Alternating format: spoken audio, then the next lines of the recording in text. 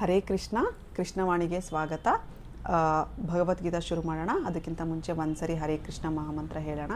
ಹರೇ ಕೃಷ್ಣ ಕೃಷ್ಣ ಕೃಷ್ಣ ಹರೇ ಹರೇ, ಹರೇ ರಾಮ ರಾಮ ರಾಮ ಹರೇ ಹರೇ. ಭಗವದ್ಗೀತಾ ಯಥಾರೂಪ ಬರೆದಿರೋರು ಶ್ರೀಮದ್ AC Bhaktivedanta ಸ್ವಾಮಿ ಪ್ರಭುಪಾದ, ಸಂಸ್ಥಾಪನಾಚಾರ್ಯರು, ಅಂತಾರಾಷ್ಟ್ರೀಯ ಕೃಷ್ಣ ಪ್ರಜ್ಞಾ ಸಂಘ. ಅಧ್ಯಾಯ 2, ಶ್ಲೋಕ 20. ನ ಜಾಯತೆ ವ್ರಿಯತೆ ವ ಕದಾಚಿತ್ ನ ಅಯಂ ಭೂತ್ವಾ ಭವಿತಾ ವ ನ ಭೂಯಃ ಅಜೋ ನಿತ್ಯಃ ಶಾಶ್ವತೋ ಅಯಂ ಪುರಾಣೋ ನ ಹನ್ಯತೆ ಹನ್ಯಮಾನೆ ಶರೀರೆ. ಅನುವಾದ: ಆತ್ಮಕ್ಕೆ ಯಾವಾಗಲೂ ಹುಟ್ಟು ಎನ್ನುವುದಿಲ್ಲ, ಸಾವು ಎನ್ನುವುದಿಲ್ಲ. ಅದು ಹಿಂದೆ ಹುಟ್ಟಿದ್ದಿಲ್ಲ, ಈಗ ಹುಟ್ಟಿ ಬರುವುದಿಲ್ಲ, ಮುಂದೆ ಹುಟ್ಟುವುದೂ ಇಲ್ಲ. ಅದು ಜನ್ಮರಹಿತವಾದದ್ದು, ನಿತ್ಯವಾದದ್ದು, ಶಾಶ್ವತವಾದದ್ದು, ಪುರಾತನವಾದದ್ದು. ದೇಹವನ್ನು ಕೊಂದಾಗ ಅದು ಸಾಯುವುದಿಲ್ಲ. ಈ ಶ್ಲೋಕ ತುಂಬ ಇಂಪಾರ್ಟೆಂಟು. ನೀವು ಇದನ್ನು ಬುಕ್ಕಲ್ಲಿ ಓದ್ತಾ ಇದ್ರಿ ಅಂದರೆ ಅಂಡರ್ಲೈನ್ ಮಾಡ್ಕೊಳ್ಳಿ ಆ್ಯಂಡ್ ಸ್ಟಾರ್ಸ್ ಹಾಕಿ ಇಟ್ಕೊಳ್ಳಿ. ಯಾಕೆ ಅಂತಂದರೆ ಆತ್ಮದ ಬಗ್ಗೆ ಯಾರಾದರೂ ಕೇಳಿದಾಗ ಹೇಳಲಿಕ್ಕೆ ಬೇಕಾಗುತ್ತೆ. ಎಷ್ಟೊಂದು ಜನ ನಮ್ಮ ಜೊತೆನೇ ಇರ್ತಾರೆ, ನಮ್ಮ ಸರೌಂಡಿಂಗ್ಸಲ್ಲೇ ಇರ್ತಾರೆ. ದೇವರಂದರೆ ಯಾರು, ಆತ್ಮ ಅಂದ್ರೇನು, ತುಂಬ ಸರಿ ವಾದಗಳನ್ನು ಮಾಡ್ತಾ ಇರ್ತಾರೆ. ಸೊ ಅಂಥವ್ರಿಗೆ ಶ್ಲೋಕದ ಮೂಲಕ ಅಥವಾ ಇಂಥ ಒಂದು ಚಾಪ್ಟ್ರಲ್ಲಿ ಈ ಥರ ಹೇಳಿದ್ದಾರೆ ಭಗವದ್ಗೀತೆಯಲ್ಲಿ ಶ್ರೀಕೃಷ್ಣ ಅಂತ ಹೇಳ್ಬೋದು.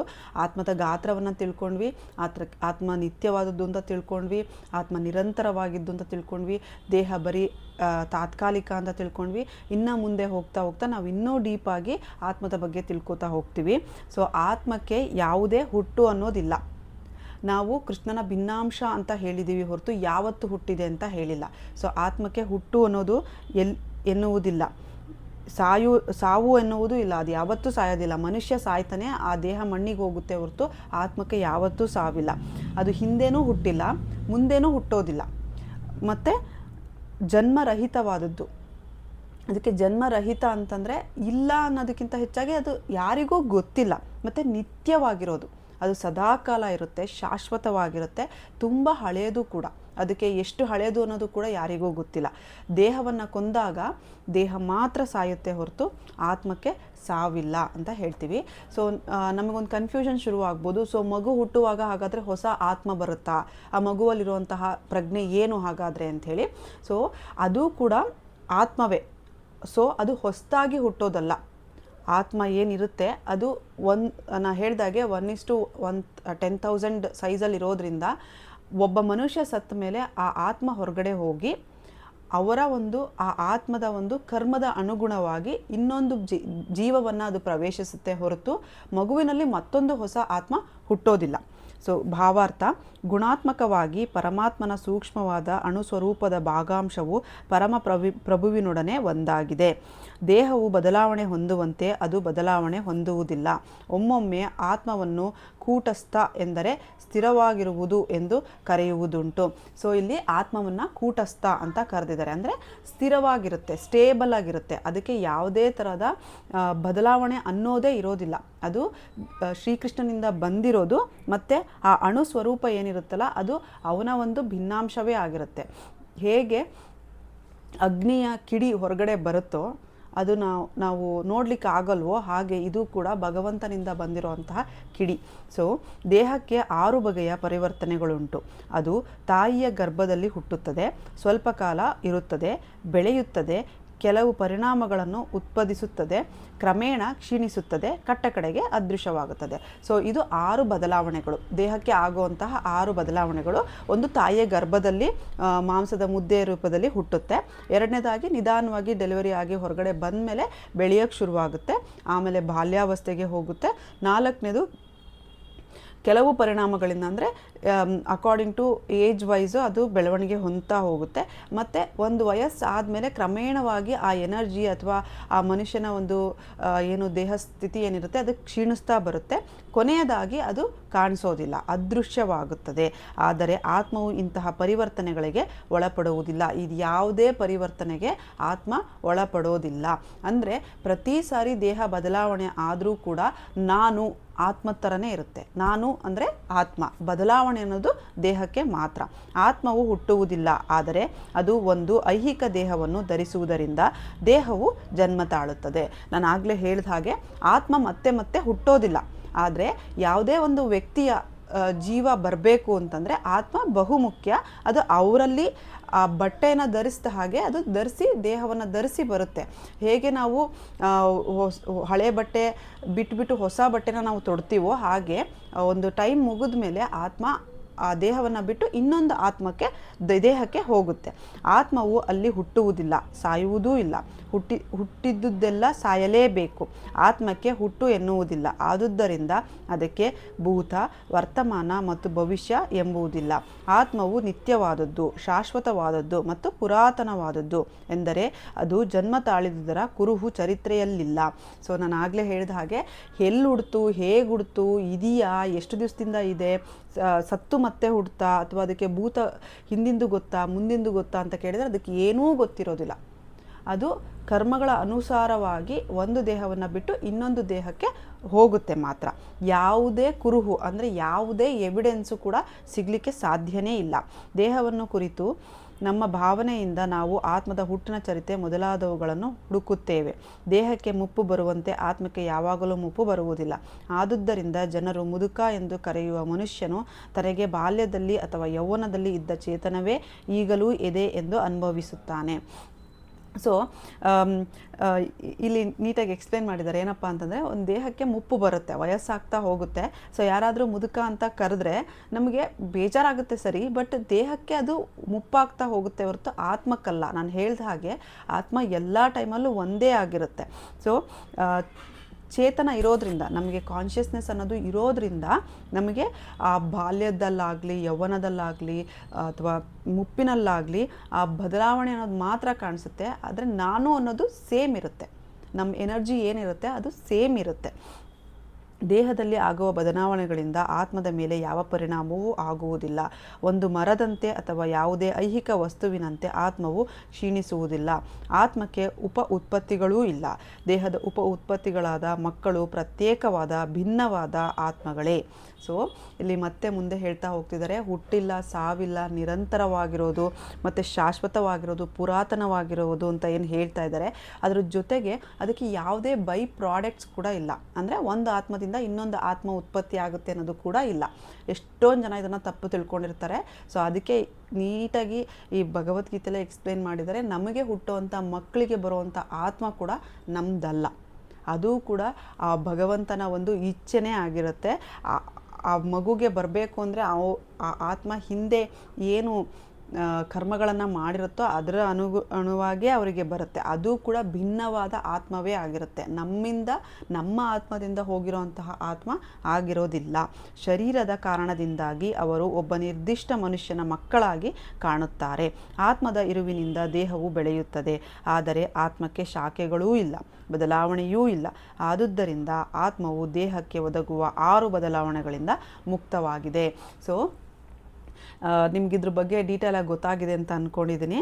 ಸೊ ಆತ್ಮಕ್ಕೆ ಯಾವುದೇ ಬೈ ಪ್ರಾಡಕ್ಟ್ಸ್ ಇಲ್ಲ ಮತ್ತು ಯಾವುದೇ ಶಾಖೆಗಳು ಕೂಡ ಇಲ್ಲ. ಹೇಗೆ ಮರಕ್ಕೆ ಬ್ರಾಂಚಸ್ ಇರುತ್ತಲ್ವ, ರಂಬೆ ಕೊಂಬೆಗಳಿರುತ್ತಲ್ವ, ಹಾಗೆ ಆತ್ಮಕ್ಕೆ ಅದು ಕೂಡ ಇರೋದಿಲ್ಲ. ಆತ್ಮಕ್ಕೆ ಮಕ್ಕಳು ಇರೋದಿಲ್ಲ, ಅಥವಾ ಅದರಿಂದ ಇನ್ನೊಂದು ಹುಟ್ಟೋದು ಇಲ್ಲ, ಮತ್ತು ಅದನ್ನೇ ಅದು ಎಕ್ಸ್ಟೆಂಡ್ ಕೂಡ ಮಾಡ್ಕೊಳಲ್ಲ. ಅದರದೇ ಆದಂತಹ ಬ್ರಾಂಚ್ಗಳನ್ನು ಕೂಡ ತಗೊಳ್ಳೋದಿಲ್ಲ. ಹಾಗಾಗಿ ಆತ್ಮಕ್ಕೆ ದೇಹಕ್ಕೆ ಆಗುವಂತಹ 6 ಬದಲಾವಣೆಗಳು ಯಾವ ಕಾರಣಕ್ಕೂ ಆಗೋದಿಲ್ಲ. ಸೊ ಒಂದು ಎಕ್ಸಾಂಪಲ್ ಕೊಟ್ಟು ಹೇಳೋದಾದರೆ, ಯಾರಾದರೂ ನಮಗೆ ಹೊಡೆದ್ರೆ ನಮ್ಮ ದೇಹಕ್ಕೆ ನೋವಾಗುತ್ತೆ ಹೊರತು ಆತ್ಮಕ್ಕೆ ನೋವಾಗೋದಿಲ್ಲ. ಸೊ ಇದರಿಂದ ನಿಮಗೆ ಅದರ ಸ್ವಲ್ಪನಾದರೂ ಆತ್ಮದ ಬಗ್ಗೆ ಅರ್ಥ ಆಗುತ್ತೆ ಅಂತ ಅಂದ್ಕೊಂಡಿದ್ದೀನಿ. ಕಠೋಪನಿಷತ್ತಿನಲ್ಲಿ ಏನು ಹೇಳಿದ್ದಾರೆ ಅಂತ ನೋಡೋಣ. ಸೊ ಈ ಶ್ಲೋಕದ ಅರ್ಥ ಮತ್ತು ತಾತ್ಪರ್ಯಗಳು ಭಗವದ್ಗೀತೆಯ ಈ ಶ್ಲೋಕದ ಅರ್ಥ ಮತ್ತು ತಾತ್ಪರ್ಯಗಳೇ. ಸೊ ಇಲ್ಲಿ ಸೇಮ್ ಶ್ಲೋಕವನ್ನೇ ಕಠೋಪನಿಷತ್ತಲ್ಲೂ ಹೇಳಿದ್ದಾರೆ. ಆದರೆ ಈ ಶ್ಲೋಕದಲ್ಲಿ ಒಂದು ವಿಶೇಷ ಶಬ್ದವಿದೆ, ವಿಪಶ್ಚಿತ್. ಹೀಗೆಂದರೆ ವಿದ್ವತ್ಪೂರ್ಣವಾದ ಅಥವಾ ತಿಳುವಳಿಕೆಯುಳ್ಳ ಎಂದರ್ಥ. ಯಾರು ವಿದ್ಯೆಯನ್ನು ಪಾಂಡಿತ್ಯರಾಗಿರ್ತಾರೋ, ತಿಳುವಳಿಕೆಯನ್ನು, ನಾಲೆಡ್ಜನ್ನು ಹೊಂದಿರ್ತಾರೋ, ಜ್ಞಾನವನ್ನು ಹೊಂದಿರ್ತಾರೋ ಅವರಿಗೆ ವಿಪಶ್ಚಿತ್ ಅಂತ ಇಲ್ಲಿ ಹೇಳಿದ್ದಾರೆ. ಆತ್ಮವು ಜ್ಞಾನದ ಜ್ಞಾನದಿಂದ ತುಂಬಿರುತ್ತದೆ ಅಥವಾ ಸದಾ ಪ್ರಜ್ಞೆಯಿಂದ ತುಂಬಿರುತ್ತದೆ. ಆದುದರಿಂದ ಪ್ರಜ್ಞೆಯು ಆತ್ಮದ ಲಕ್ಷಣ. ನಾನು ನನ್ನೇ ಕ್ಲಾಸಲ್ಲಿ ಕೂಡ ಹೇಳಿದ್ದೆ. ಸೊ ಒಬ್ಬ ಮನುಷ್ಯನಿಗೆ ಬದುಕಿದ್ದೀನಿ ಅಂತ ಗೊತ್ತಾಗಲಿಕ್ಕೆ ಕಾರಣನೇ ಚೇತನ, ಅಂದರೆ ಕಾನ್ಷಿಯಸ್ನೆಸ್, ಪ್ರಜ್ಞೆ. ಆ ಪ್ರಜ್ಞೆ ಆತ್ಮದಿಂದ ಬರೋದು. ಆತ್ಮ ಹೃದಯದಲ್ಲಿ ಕೂತು ಹೃದಯದಿಂದ ಅದರ ಎನರ್ಜಿ, ಕಾನ್ಷಿಯಸ್ನೆಸ್ನ ಇಡೀ ಬಾಡಿಗೆ ಸ್ಪ್ರೆಡ್ ಮಾಡ್ತಾ ಇರುತ್ತೆ. ಅದಕ್ಕೆ ಪ್ರಜ್ಞೆ ಅಂತ ಕರಿತೀವಿ. ಸೊ ಆತ್ಮದ ಲಕ್ಷಣ ಏನಪ್ಪ ಅಂದರೆ ಪ್ರಜ್ಞೆ. ಒಳಗಡೆ ಆತ್ಮ ಇದೆ ಅಂತ ಗೊತ್ತಾಗೋದು ಯಾವಾಗ? ನಮಗೆ ಪ್ರಜ್ಞೆ ಇರುವಾಗ. ಸೊ ಆತ್ಮವು ಹೃದಯದಲ್ಲಿ ನೆಲೆಸಿರುತ್ತದೆ. ಅದನ್ನು ಅಲ್ಲಿ ಕಾಣಲಾಗುತ್ತಿದ್ದರೂ ನಾವು ಆತ್ಮದ ಇರುವನ್ನು ಪ್ರಜ್ಞೆಯ ಇರುವಿನಿಂದಲೇ ಅರ್ಥ ಮಾಡಿಕೊಳ್ಳಬಹುದು. ಕೆಲವೊಮ್ಮೆ ನಾವು ಮೋಡಗಳಿಂದ ಅಥವಾ ಬೇರಾವುದೋ ಕಾರಣದಿಂದ ಆಕಾಶದಲ್ಲಿ ಸೂರ್ಯನನ್ನು ಕಾಣಲಾಗುವುದಿಲ್ಲ. ಆದರೆ ಸೂರ್ಯನ ಪ್ರಕಾಶವು ಸದಾ ಇದ್ದೇ ಇರುತ್ತದೆ. ಆದುದರಿಂದ ಹಗಲು ಎಂದು ನಾವು ನಂಬುತ್ತೇವೆ. ಉಷಕಾಲದಲ್ಲಿ ಆಕಾಶದಲ್ಲಿ ಸ್ವಲ್ಪ ಬೆಳಕನ್ನು ಕಾಣುತ್ತಲೇ ಸೂರ್ಯನ ಆಕಾಶದಲ್ಲಿದ್ದಾನೆ ಎಂದು ನಮಗೆ ಅರ್ಥವಾಗುತ್ತದೆ. ಹಾಗೆಯೇ ಮನುಷ್ಯನಾಗಲಿ ಪ್ರಾಣಿಯಾಗಲಿ ಎಲ್ಲ ದೇಹಗಳಲ್ಲಿ ಸ್ವಲ್ಪ ಮಟ್ಟಿಗಾದರೂ ಪ್ರಜ್ಞೆಯು ಇರುವುದರಿಂದ ನಾವು ಆತ್ಮ ಇರುವವನ್ನು ಅರ್ಥ ಮಾಡಿಕೊಳ್ಳುತ್ತೇವೆ. ಸೊ ನಾನು ಆವಾಗಲೇ ಈ ಎಕ್ಸಾಂಪಲ್ನ ಹೇಳಿದ್ದೆ. ಹೇಗೆ ಮೋಡಗಳಾಗಲಿ ಅಥವಾ ಬೇರೆ ಕಾರಣಗಳಿಂದ ನಾವು ಸೂರ್ಯನನ್ನು ನೋಡಲಿಕ್ಕೆ ಆಗೋದಿಲ್ವೋ ಆಕಾಶದಲ್ಲಿ, ಹಾಗಂತೇಳಿ ಸೂರ್ಯನೇ ಇಲ್ಲ ಅಂತ ನಾವು ಹೇಳೋಕ್ಕಾಗಲ್ಲ. ಸೂರ್ಯನ ಪ್ರಕಾಶವಾದ ಕಿರಣಗಳು ಇದ್ದೇ ಇರ್ತವೆ. ಆ ಪ್ರಕಾಶಮಾನ ಕಿರಣಗಳು ಹೊರಗೆ ಬಂದಾಗಲೇ ನಾವು ಅದನ್ನು ಹಗಲು ಅಂತ ನಂಬೋದು. ಹಾಗೆ ಈ ಬೇಸಿಗೆ ಕಾಲದಲ್ಲಿ ಸ್ವಲ್ಪ ಉಷ್ಣ ಶಾಖ ಸಿಕ್ಕರೂ ಕೂಡ ಆಕಾಶದಲ್ಲಿ ಸೂರ್ಯ ಇದ್ದಾನೆ ಅಂತ ನಾವು ಹೇಗೆ ನಂಬ್ತೀವೋ ಹಾಗೆ ಪ್ರತಿಯೊಬ್ಬ ಮನುಷ್ಯ ಪ್ರಾಣಿಗಳಲ್ಲಿ ಸ್ವಲ್ಪ ಪ್ರಜ್ಞೆ ಇದ್ರೂ ಸಾಕು. ಅದರಿಂದ ನಾವು ಅರ್ಥ ಮಾಡ್ಕೋಬೋದು ಮನುಷ್ಯನಲ್ಲಿ ಆತ್ಮ ಇದೆ ಅಂಥೇಳಿ. ಆದರೆ ಆತ್ಮದ ಈ ಪ್ರಜ್ಞೆಯು ಪರಮೋನ್ನತನಾದ ಪ್ರಜ್ಞೆಯಿಂದ ಭಿನ್ನವಾದುದು. ಏಕೆಂದರೆ ಪ್ರಜ್ಞೆಯ ಸರ್ವಜ್ಞವಾದದ್ದು, ಭೂತ, ವರ್ತಮಾನ ಮತ್ತು ಭವಿಷ್ಯವನ್ನು ಒಳಗೊಂಡದ್ದು. ಜೀವಿಯ ಪ್ರಜ್ಞೆಯು ಮರವಿಗೆ ಒಳಗಾಗುವುದುಂಟು. ಅದು ತನ್ನ ನಿಜವಾದ ಸ್ವರೂಪವನ್ನು ಮರೆತಾಗ ಕೃಷ್ಣನ ಶ್ರೇಷ್ಠ ಉಪದೇಶದಿಂದ ವಿದ್ಯೆಯನ್ನು, ಜ್ಞಾನವನ್ನು ಪಡೆದುಕೊಳ್ಳುತ್ತದೆ. ಆದರೆ ಕೃಷ್ಣನು ಮರವಿಗೆ ಒಳಗಾಗುವ ಆತ್ಮನಂತೆ ಅಲ್ಲ. ಹಾಗಿದ್ದರೆ ಭಗವದ್ಗೀತೆಯಲ್ಲಿ ಕೃಷ್ಣನು ಮಾಡಿದ ಉಪದೇಶವು ವ್ಯರ್ಥವಾಗುತ್ತಿತ್ತು. ಸೊ ಇಲ್ಲಿ ಮುಂದೆ ಎಕ್ಸ್ಪ್ಲೇನ್ ಮಾಡ್ತಾ ಹೋಗ್ತಿದ್ದಾರೆ. ಸೊ ಆತ್ಮದ ಬಗ್ಗೆ ನಮಗೆ ಪೂರ್ತಿಯಾಗಿ ಗೊತ್ತಾಯಿತು. ಅದಕ್ಕೆ ಭೂತ, ಭವಿಷ್ಯತ್ ಮತ್ತು ವರ್ತಮಾನಗಳ ಕಾಲದ ಬಗ್ಗೆ ಏನೂ ಗೊತ್ತಿರಲ್ಲ. ಆದರೂ ಕೂಡ ಅದು ಕೃಷ್ಣನ ಒಂದು ವಿಭಿನ್ನ ಅಂಶವೇ ಆಗಿರುತ್ತೆ. ಸೊ ಅದಕ್ಕೆ ಇಲ್ಲಿ ಎಕ್ಸ್ಪ್ಲೇನ್ ಮಾಡಿದರೆ ಜೀವಾತ್ಮ ಅಂದರೆ ನಮಗೆ ಇರುವಂತಹ ಆತ್ಮಕ್ಕೂ ಪರಮಾತ್ಮನಿಗೆ ಇರುವಂತಹ ಕೃಷ್ಣನಿಗೆ ಇರುವಂತಹ ಆತ್ಮಕ್ಕೂ ತುಂಬಾ ವ್ಯತ್ಯಾಸ ಇರುತ್ತೆ. ಯಾಕೆ ಅಂದರೆ ಕೃಷ್ಣನಿಗೆ ಭೂತ, ಭವಿಷ್ಯತ್ ಮತ್ತು ವರ್ತಮಾನಗಳ ಬಗ್ಗೆ ಪೂರ್ತಿಯಾದ ಅರಿವಿರುತ್ತೆ. ಯಾವಾಗ ಒಬ್ಬ ಮನುಷ್ಯ ಇದನ್ನು ಮರೆತು ಹೋಗ್ತಾನೋ, ಅಂದರೆ ಜೀವಿಗಳಿಗೆ ಮಾತ್ರ, ಈ ಜೀವಾತ್ಮಗಳಿಗೆ ಮಾತ್ರ ಮರುವಿನ ಒಂದು ವರವಿರುತ್ತೆ ಹೊರತು ಶ್ರೀಕೃಷ್ಣನಿಗಲ್ಲ. ಶ್ರೀಕೃಷ್ಣ ಯಾವುದನ್ನೂ ಮರೆಯೋದಿಲ್ಲ. ಆದರೆ ಜೀವಾತ್ಮ ನಮಗೆ ಮರುವಿನ ಒಂದು ವರ ಅಥವಾ ಕಾಯಿಲೆ ಯಾವುದೋ ಇವೆರಡರಲ್ಲಿ ಒಂದು ಇದ್ದೇ ಇರುತ್ತೆ. ಯಾವಾಗ ನಾವು ಇದನ್ನು ಮರಿತೀವೋ, ನಾವು ಯಾರು, ನಾವೆಲ್ಲಿಂದ ಬಂದಿದ್ದೀವಿ ಮತ್ತು ನಾವು ಬಂದಿರೋ ಉದ್ದೇಶ ಏನು, ನಮ್ಮ ಸೆಲ್ಫ್ ರಿಯಲೈಸೇಷನ್ ಅಂದರೆ ನಮ್ಮ ಆತ್ಮದ ಬಗ್ಗೆ ನಮಗೆ ಯಾವಾಗ ಅರಿವು ಮರ್ತು ಹೋಗುತ್ತೋ ಆಗ ಶ್ರೀಕೃಷ್ಣ ಮಾಡಿದಂತಹ ಈ ಶ್ರೇಷ್ಠ ಉಪದೇಶದಿಂದ ನಮಗೆ ವಿದ್ಯೆ ಆಗಲಿ, ಜ್ಞಾನ ಆಗಲಿ, ತಿಳುವಳಿಕೆ ಆಗಲಿ ಬರ್ತಾ ಹೋಗುತ್ತೆ. ಈ ಥರದ ಮರವು ಕೃಷ್ಣನಿಗೆ ಇರೋದೇ ಇಲ್ಲ. ಹಾಗಾಗಿ ನಮಗೂ ಮತ್ತು ಶ್ರೀಕೃಷ್ಣನಿಗೂ ಇರುವಂತಹ ವ್ಯತ್ಯಾಸ ಒಂದು, ಕೃಷ್ಣ ಏನನ್ನೂ ಮರೆಯೋದಿಲ್ಲ ಮತ್ತು ಭೂತ, ಭವಿಷ್ಯತ್ ಮತ್ತು ವರ್ತಮಾನಗಳ ಕಾಲದ ಬಗ್ಗೆ ಪೂರ್ತಿಯಾಗಿ ಗೊತ್ತಿರುತ್ತೆ. ಯಾವಾಗೆಲ್ಲ ನಾವು ಇದನ್ನು ಮರಿತೀವೋ ಆಗ ಭಗವದ್ಗೀತೆಯ ಉಪದೇಶ ನಮಗೆ ಬೇಕಾಗುತ್ತೆ. ಇದನ್ನು ಕಠೋಪನಿಷತ್ತಿನಲ್ಲಿ ಹೇಳ್ತಾ ಇದ್ದಾರೆ. ಆತ್ಮಗಳಲ್ಲಿ ಎರಡು ಬಗೆ, ಅಣು ಆತ್ಮ ಮತ್ತು ವಿಭು ಆತ್ಮ. ಅಣು ಆತ್ಮ ಅಂತ ಅಂದರೆ ಅದು ನಮ್ಮದು, ಅಣು ಆತ್ಮ ಅಂದರೆ ನಾವು, ಚಿಕ್ಕ ಆತ್ಮ. ವಿಭು ಆತ್ಮ ಅಂದರೆ ಸುಪ್ರೀಮ್ದು ಆತ್ಮ, ಅಂದರೆ ಪರಮಾತ್ಮನ, ಶ್ರೀಕೃಷ್ಣನ ಆತ್ಮ. ಸೊ ಕಠೋಪನಿಷತ್ತಿನಲ್ಲಿ ಹೀಗೂ ಹೇಳಿದ್ದಾರೆ, ಪರಮಾತ್ಮವು ಜೀವಾತ್ಮವು ಜೀವಿಯ ದೇಹವೆಂಬ ಒಂದು ವೃಕ್ಷದ ಮೇಲೆ ಒಂದೇ ಹೃದಯದಲ್ಲಿ ನೆಲೆಸಿವೆ. ಎಲ್ಲ ಐಹಿಕ ಬಯಕೆಗಳಿಂದ ಮತ್ತು ಶೋಕಗಳಿಂದ ಮುಕ್ತನಾದವನು ಮಾತ್ರ ಪರಮಾತ್ಮನ ಕೃಪೆಯಿಂದ ಆತ್ಮದ ಮಹಿಮೆಯನ್ನು ತಿಳಿದುಕೊಳ್ಳಬಲ್ಲನು. ಶ್ರೀಕೃಷ್ಣನು ಪರಮಾತ್ಮನ ಆದಿಮೂಲ. ಇದನ್ನು ಮುಂದಿನ ಅಧ್ಯಾಯಗಳು ತಿಳಿಸಿಕೊಡುತ್ತವೆ. ಸೊ ಇಲ್ಲಿ ಎಷ್ಟು ಚೆನ್ನಾಗಿ ಎಕ್ಸ್ಪ್ಲೇನ್ ಮಾಡಿದ್ದಾರೆ ಅಂತಂದರೆ, ಇಲ್ಲಿ ಇವ್ರು ಹೇಳಿರೋದು ಎರಡು ಥರದ ಆತ್ಮಗಳಿರುತ್ತೆ ಅಂತ. ಒಂದು ಜೀವಾತ್ಮ, ಇನ್ನೊಂದು ವಿಭು ಆತ್ಮ. ಅಣು ಆತ್ಮ, ಜೀವಾತ್ಮ ಎರಡೂ ಒಂದೇ, ಅದು ನಾವು. ವಿಭು ಆತ್ಮ ಅಂತಂದರೆ ಅದು ಪರಮಾತ್ಮನ ಆತ್ಮ ಅಥವಾ ಶ್ರೀಕೃಷ್ಣನ ಆತ್ಮ ಅಂತ ಹೇಳ್ತಾರೆ. ಸೊ ಈ ಎರಡೂ ಆತ್ಮಗಳು ಒಂದೇ ಮರದಲ್ಲಿ ಇರುತ್ತೆ. ಎರಡೂ ಕೂಡ ಒಂದೇ ಮರದಲ್ಲೇ ಇರುತ್ತೆ. ಅಂದರೆ ನಾವು ನಾನು ಮುಂಚೆನೂ ಹೇಳಿದ್ದೀನಿ, ಬ್ರಹ್ಮಾನ್ ಪರಮಾತ್ಮ ಮತ್ತು ಭಗವಂತನಿಗಿರುವಂತಹ ವ್ಯತ್ಯಾಸವನ್ನು, ಬ್ರಹ್ಮಾನ್ ಅಂತ ಅಂದಾಗ ನಾವು ಎಲ್ಲ ಕಡೆ ಇದೆ ಅಂತ ಅಂದ್ಕೊತೀವಿ, ಪರಮಾತ್ಮ ಅಂದರೆ ಅದನ್ನು ನಮ್ಮಲ್ಲಿದೆ ಅಂತ ಅಂದ್ಕೊತೀವಿ. ಸೊ ಈ ಎರಡು, ಪರಮಾತ್ಮನೂ ನಮ್ಮಲ್ಲೇ ಇರುತ್ತೆ ಮತ್ತು ನಾವು ಆತ್ಮ, ಜೀವಾತ್ಮ ಮತ್ತು ಪರಮಾತ್ಮ ನಮ್ಮಲ್ಲಿರುತ್ತೆ, ಒಂದೇ ದೇಹದಲ್ಲಿ ಇರುತ್ತೆ. ಹೇಗೆ ಒಂದೇ ವೃಕ್ಷದ ಮೇಲೆ ಒಂದೇ ಹೃದಯದಲ್ಲಿ ನೆಲೆಸಿವೆ. ಯಾರು ಈ ಐಹಿಕ ಬಂಧನಗಳು, ಬಯಕೆಗಳು, ಆಸೆ, ದುಃಖ, ಭಯ, ಕ್ರೋಧ, ಮದ, ಮತ್ಸರ, ಇಂತಹ ಬಯಕೆಗಳು, ಶೋಕಗಳು ಅಂದರೆ ಸುಖ, ದುಃಖ, ಮೋಸ ಆಗಿರ್ಬೋದು, ಅಥವಾ ಇನ್ನೊಬ್ಬರ ಮೇಲೆ ನಾವು ಇಟ್ಟಿರುವಂತಹ ಆಸೆ ಆಗಿರ್ಬೋದು, ಇಂತಹದನ್ನೆಲ್ಲ ಮುಕ್ತವಾಗಿ ಬಿಟ್ಟಿರ್ತಾರೋ, ಯಾರು ಮುಕ್ತವಾಗಿ ಬಿಟ್ಟಿರ್ತಾನೋ ಅವನು ಮಾತ್ರ ಪರಮಾತ್ಮನ ಕೃಪೆಯಿಂದ ಆತ್ಮದ ಮಹಿಮೆಯನ್ನು ತಿಳ್ಕೊಳ್ಳಿಕ್ಕೆ ಸಾಧ್ಯ. ಅಂದರೆ ನಮ್ಮ ಆತ್ಮದ ಬಗ್ಗೆ ತಿಳ್ಕೊಳ್ಳಿಕ್ಕೆ ಸಾಧ್ಯ. ಸೊ ನಾವೆಲ್ಲ ತುಂಬ ಲಕ್ಕಿ ಇದನ್ನು ಓದಿ ಅರ್ಥ ಮಾಡ್ಕೊಳ್ಳಿಕ್ಕೆ. ಯಾಕೆಂದರೆ ಇಂತಹ ಅದೃಷ್ಟ ಎಲ್ರಿಗೂ ಸಿಗೋದಿಲ್ಲ. ಎಷ್ಟೊಂದು ಜನ ಟ್ರೈ ಮಾಡ್ತಿದ್ದಾರೆ, ಎಷ್ಟೊಂದು ವಿದ್ವಾಂಸರು, ಎಷ್ಟೊಂದು ಸೈಂಟಿಸ್ಟ್ ಇದನ್ನೆಲ್ಲ ಮಾಡ್ತಾ ಇರ್ತಾರೆ. ಆದರೂ ಕೊಡಿಗೆ ಅವರಿಗೆ ಆತ್ಮ ಅಂದ್ರೇನು, ಅದು ಹೇಗಿರುತ್ತೆ, ಅಥವಾ ಅದನ್ನು ಹೇಗೆ ಅರ್ಥ ಮಾಡ್ಕೋಬೇಕು ಅನ್ನೋದು ಗೊತ್ತಿರಲ್ಲ. ಆದರೆ ನಾವು ಯಾವಾಗ ಶ್ರೀಲ ಪ್ರಭುಪಾದ ಅವರ ಒಂದು ಮಾರ್ಗದರ್ಶನದಲ್ಲಿ ಓದ್ತಾ ಹೋಗ್ತೀವೋ ಇನ್ನೂ ತುಂಬ ಡೀಟೇಲ್ ಆಗಿ ಗೊತ್ತಾಗ್ತಾ ಹೋಗುತ್ತೆ. ಸೊ ಒಬ್ಬ ಮನುಷ್ಯ ತನ್ನ ಆತ್ಮದ ಬಗ್ಗೆ ಅರ್ಥ ಮಾಡ್ಕೋಬೇಕು ಅಂತಂದರೆ ಫಸ್ಟು ಅವನು ತನ್ನಲ್ಲಿರುವಂತಹ ಬಯಕೆಗಳನ್ನು ಅಥವಾ ಶೋಕಗಳನ್ನು ಮುಕ್ತ ಮಾಡಿಕೊಂಡಾಗ ಮಾತ್ರ ಪರಮಾತ್ಮನ ಕೃಪೆಯಿಂದ, ನೋಡಿ ಅಲ್ಲೂ ಅದನ್ನು ಮೆನ್ಷನ್ ಮಾಡಿದ್ದಾರೆ, ಶ್ರೀಕೃಷ್ಣನ ಕೃಪೆ ಇರಲೇಬೇಕು, ಆಗ ಮಾತ್ರ ನಾವು ಆತ್ಮದ ಬಗ್ಗೆ ತಿಳ್ಕೊಳ್ಳಿಕ್ಕೆ ಸಾಧ್ಯ.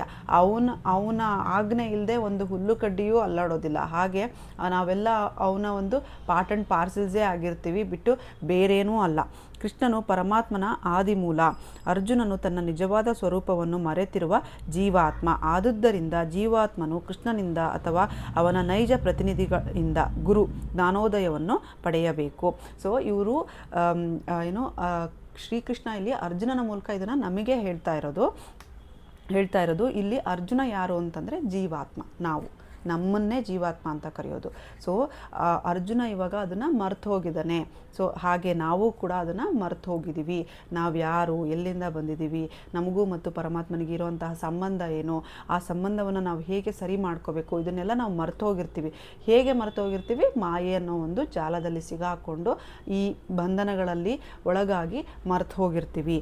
ಸೊ ಇಂತಹದ್ದನ್ನು ನಾವು ಈಗ ನಾವು ಶ್ರೀಕೃಷ್ಣನಿಂದ ಅಂತೂ ನಾವು ಪೂರ್ತಿಯಾಗಿ ಡೈರೆಕ್ಟಾಗಿ ಪಡೆಯೋಕ್ಕಾಗಲ್ಲ. ಅದ್ರ ಬದಲು ಅಟ್ಲೀಸ್ಟ್ ನೈಜ ಪ್ರತಿನಿಧಿ ಅಂದರೆ ಅವರ ಸೇವಕ, ಅವರ ಒಂದು ಪ್ಯೂರ್ ಸೇವಕ ಏನಿರ್ತಾರೆ, ದಾಸರು ಯಾರಿರ್ತಾರೆ, ಅವರಿಂದ ನಾವು ತಿಳ್ಕೋಬೇಕು, ಅಂತಹ ಜ್ಞಾನವನ್ನು ನಾವು ಪಡಿಬೇಕು ಅಂಥೇಳಿ ಇಲ್ಲಿ ಹೇಳಿದ್ದಾರೆ. ಇಲ್ಲಿಗೆ ನಿಲ್ಲಿಸೋಣ. ಸೊ ಆತ್ಮ ಅನ್ನೋದು ಶಾಶ್ವತವಾಗಿರೋದು, ಅವಿನಾಶಿ, ಅದನ್ನು ಯಾರೂ ಕೊಲ್ಲಲಿಕ್ಕೆ ಸಾಧ್ಯ ಇಲ್ಲ, ಅದಕ್ಕೆ ಹುಟ್ಟಿಲ್ಲ, ಸಾವು ಇಲ್ಲ, ಪುರಾತನವಾದದ್ದು, ಶಾಶ್ವತವಾದದ್ದು, ನಿರಂತರವಾದದ್ದು. ಒಬ್ಬ ಮನುಷ್ಯ ದೇಹದ 6 ಬದಲಾವಣೆಗಳಿಂದ ಮುಕ್ತವಾಗಿರುವಂಥದ್ದು ಆತ್ಮ. ಮತ್ತು ಅದಕ್ಕೆ ಭೂತ, ಭವಿಷ್ಯತ್, ವರ್ತಮಾನಗಳ ಬಗ್ಗೆ ಏನೂ ಗೊತ್ತಿರೋದಿಲ್ಲ. ಕರ್ಮದ ಅನುಸಾರವಾಗಿ ಆ ಆತ್ಮಕ್ಕೆ ಇನ್ನೊಂದು ದೇಹ ಸಿಗ್ತಾ ಹೋಗುತ್ತೆ. ಹಾಗಾಗಿ ಇಲ್ಲಿ ಅರ್ಜುನನಿಗೆ ಹೇಳ್ತಿರೋದು, ನೀನು ಯಾವುದಕ್ಕೂ ಶೋಕ ಪಡೋ ಅವಶ್ಯಕತೆಯೇ ಇಲ್ಲ, ನೀನು ನನ್ನ ನಂಬಿ ಯುದ್ಧ ಮಾಡು ಅಂಥೇಳಿ ಇಲ್ಲಿ ಹೇಳ್ತಾ ಇದ್ದಾರೆ. ಹಾಗೆ ನಾವು ಕೂಡ ನಮ್ಮ ಮೇಲೆ ನಮಗೆ ಕೊಟ್ಟಿರೋಂತಹ ಕರ್ತವ್ಯವನ್ನು ನಾವು ಮಾಡ್ತಾನೆ ನಾವು ಯಾರು ಅನ್ನೋದನ್ನು, ಸೆಲ್ಫ್ ರಿಯಲೈಸೇಷನ್ ಅನ್ನೋದನ್ನು ನಾವು ಮಾಡ್ಕೋಬೇಕು. ಯಾಕೆ ಮಾಡ್ಕೋಬೇಕು ಅಂತ ಎಷ್ಟೊಂದು ಜನಕ್ಕೆ ಈ ಡೌಟ್ ಇರುತ್ತೆ. ಮಾಡ್ಕೊಂಡು ಏನು ಮಾಡಬೇಕಾಗಿದೆ ಅನ್ನೋದು ಎಷ್ಟೊಂದು ಜನಕ್ಕೆ ಡೌಟ್ ಇರುತ್ತೆ. ಇದು ಇವತ್ತಿನ ಮಾತ್ರ ಅಲ್ಲ, ಗೊತ್ತಿಲ್ಲ. ಈಗ ಈ ಜನ್ಮ ಸಿಗಬೇಕು, ಮನುಷ್ಯ ಜನ್ಮ ಸಿಗಬೇಕು ಅಂದರೆ ಸಾವಿರಾರು ವರ್ಷಗಳ ತಪಸ್ಸೇ ಆಗಿರಬೇಕು. ಸೊ ಮುಂದೆನೂ ನಮಗೆ ಇದೇ ಜನ್ಮ ಬೇಕು, ಮನುಷ್ಯ ಜನ್ಮನೇ ಬೇಕು ಅಂತಂದರೆ ನಾವು ಮಾಡಬೇಕಾಗತ್ತೆ. ಅಥವಾ ಇಲ್ಲಪ್ಪ ನಂಗೆ ಸಾಕು, ಈ ಮನುಷ್ಯ ಜನ್ಮನೇ ಸಾಕು ಅಂತಂದರೂ ಕೂಡ ನಾವು ನೆಕ್ಸ್ಟ್ ಎಲ್ಲಿ ಹೋಗಬೇಕು? ಸೊ ಇಲ್ಲಿ ನಾವು ಭಗವದ್ಗೀತೆ ಓದೋ ಪ್ರಕಾರ ಯಾವುದೇ ಕಾರಣಕ್ಕೂ ಮುಕ್ತಿ ಅನ್ನೋದಂತೂ ಇಲ್ಲ. ಆತ್ಮ ಯಾವತ್ತೂ ಸಾಯೋದಿಲ್ಲ. ಸೊ ಅದು ಮತ್ತೊಂದು ದೇಹಕ್ಕೆ ಹೋಗುತ್ತೆ, ಇಲ್ಲ ಮನುಷ್ಯನಿಗೆ ಹೋಗ್ಲಿದ್ರೆ ಪ್ರಾಣಿಗೆ ಹೋಗುತ್ತೆ. ಹಾಗಾಗಿ ನಮಗೆ ಮನುಷ್ಯ ದೇಹನೇ ಬೇಡ ಅಂತ ಅಂದಾಗ ಅಟ್ಲೀಸ್ಟ್ ನಾವು ಆಧ್ಯಾತ್ಮಿಕವಾಗಿ ಆದ್ರೂ ಮುಂದೆ ಹೋಗಬೇಕು. ಸೊ ದಟ್ ನಾವು ಮತ್ತೆ ಗೋಲುಕ ವೃಂದಾವನನ ಮುಟ್ಟಿದ ಮೇಲೆ ವಾಪಸ್ ಬರದೇ ಇರೋ ಹಾಗೆ ಅವನ ಸೇವೆಯನ್ನೇ ಮಾಡಿ ನಾವು ಅಲ್ಲೇ ಇರೋ ಥರ ನಾವು ಹೋಗಬೇಕು. So 2 point. ಒಂದು, ಮುಂದೆ ನಾವು ಒಳ್ಳೆಯ ಜನ್ಮವನ್ನು ಪಡೆದು ಇನ್ನೂ ಹೆಚ್ಚು ಹೆಚ್ಚು ಕೃಷ್ಣನಿಗೆ ಸೇವೆ ಮಾಡೋದಕ್ಕೋಸ್ಕರ ನಾವು ನಮ್ಮ ಸೆಲ್ಫ್ ರಿಯಲೈಸೇಷನ್ ಅನ್ನೋದು ಆತ್ಮದ ಬಗ್ಗೆ ನಾವು ತಿಳ್ಕೋಬೇಕು. 2ನೇದು, ನಮಗೆ ಬರಲಿಕ್ಕೆ ಇಷ್ಟ ಇಲ್ಲ ಅಂತಂದರೆ ಅಟ್ಲೀಸ್ಟ್ ನಾವು ಸ್ಪಿರಿಚುವಲ್ ಕ್ಯೂ ಅಲ್ಲಾದರೂ ನಿಂತ್ಕೋಬೇಕು. ನಾನು ನೆಕ್ಸ್ಟ್ ಹೋಗ್ತೀನಿ, ಕೃಷ್ಣನ ಕಡೆಗೆ ನಾನು ಹೋಗ್ತೀನಿ ಅನ್ನೋದಕ್ಕಾದ್ರೂ ನಾವು ಇದನ್ನು ತಿಳ್ಕೊಳ್ಳೇಬೇಕು. ಇಲ್ಲಿಗೆ ನಿಲ್ಲಿಸೋಣ. ಇನ್ನೊಂದು ಸರಿ ಹರೇ ಕೃಷ್ಣ ಮಹಾಮಂತ್ರ ಹೇಳೋಣ. ಹರೇ ಕೃಷ್ಣ ಕೃಷ್ಣ ಕೃಷ್ಣ ಹರೇ ಹರೇ, ಹರೇ ರಾಮ ರಾಮ ರಾಮ ಹರೇ ಹರೇ. ಹರೇ ಕೃಷ್ಣ. Thank you.